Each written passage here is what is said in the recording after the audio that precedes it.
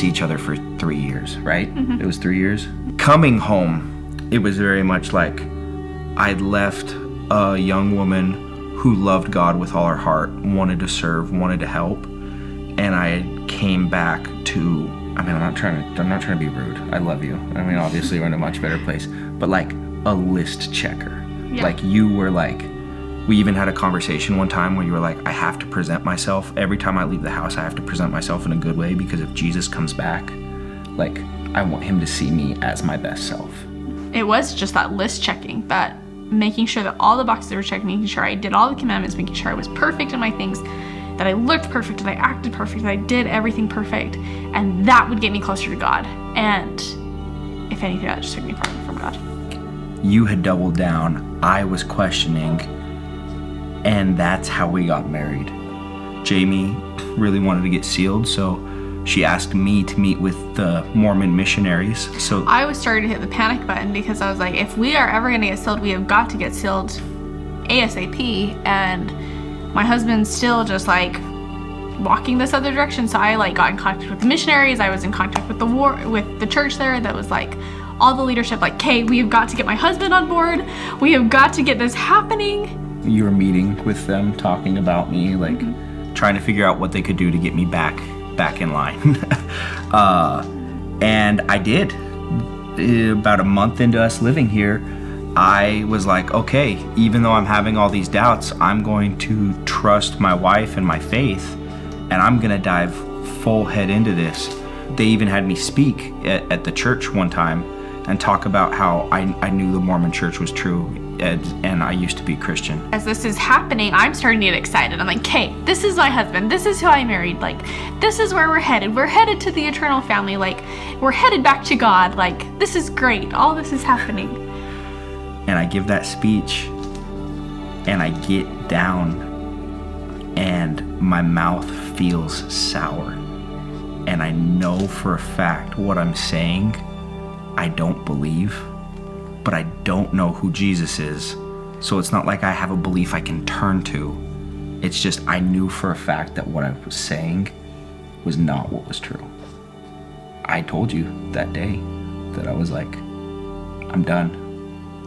I literally had called my mom hours after this had happened. Kenyon had spoken this conference, and it was so wonderful. And I called my mom, I'm like, hey, this is happening. Like, we're gonna get sealed. Like, this is all wonderful. And then that night, Kenyon's like, so, yeah, I'm done. I'm totally done. I was losing everything over this. Like, everything that I had been taught and I had believed and I had done was stemming that my family was gonna continue on, that my children were gonna continue on in this, that our family was gonna continue on in this.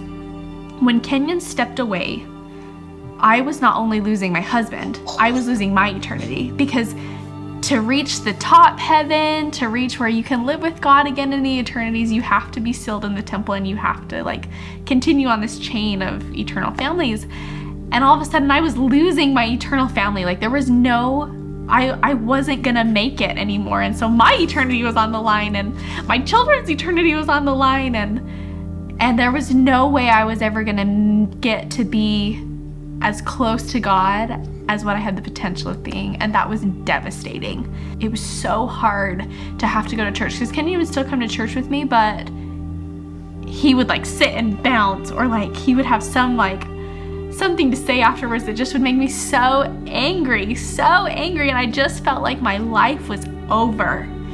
And so it led to me just being like, life is worthless, life is nothing, like, and being so, having these like also other like mental health issues going on in the background. I tried to end my life, and praise God that like Kenyon stepped in and I was okay, and I ended up going to the hospital for a week. And during this time, God was truly, truly working on me. Even though like I was more open after coming out of the hospital, I was still like, well, if he's gonna do that, then I'm gonna buckle down, and still like I'm gonna go to church every Sunday. Like, I need to study my scriptures. Like, I need to do these things for me, so at least like my children and my family, and like I can have some hope. One morning, her mom was in town visiting us, and we were all getting ready to go to the LDS church.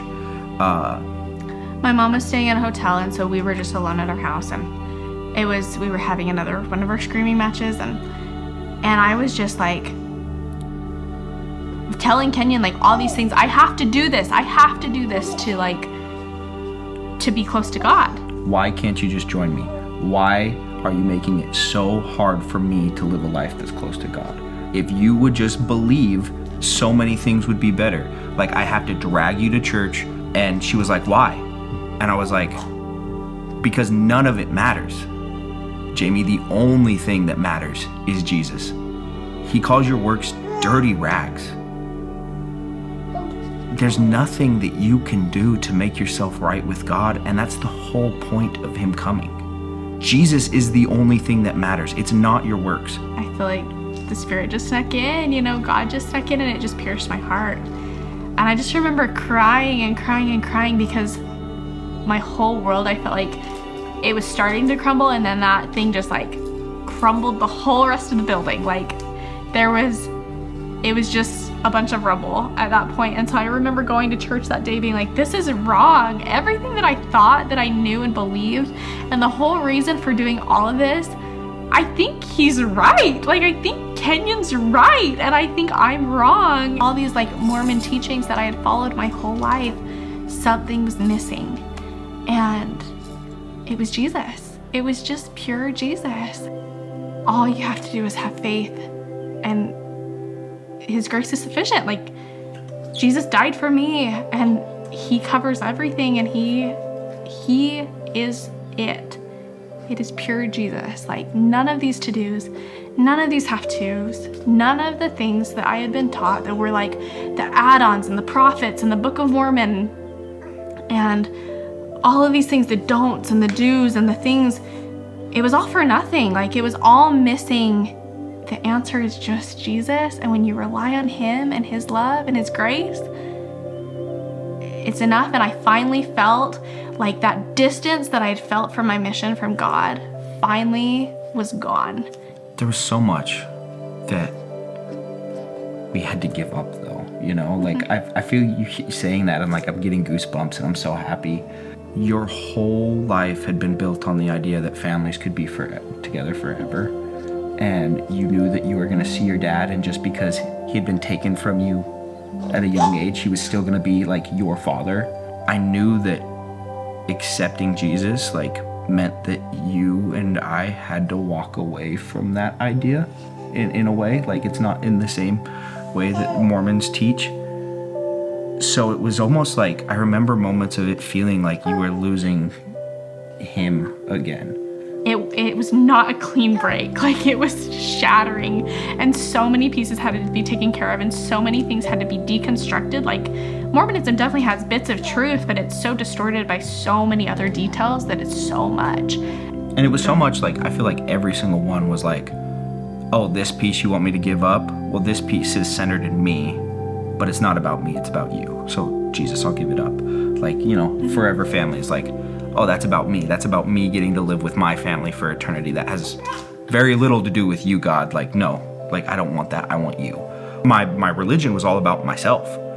And when I let that go and I realized that just God was a good God who loved me and he cared about me, and the story of the Bible was not about me, but it was about Jesus and what he's doing in the world.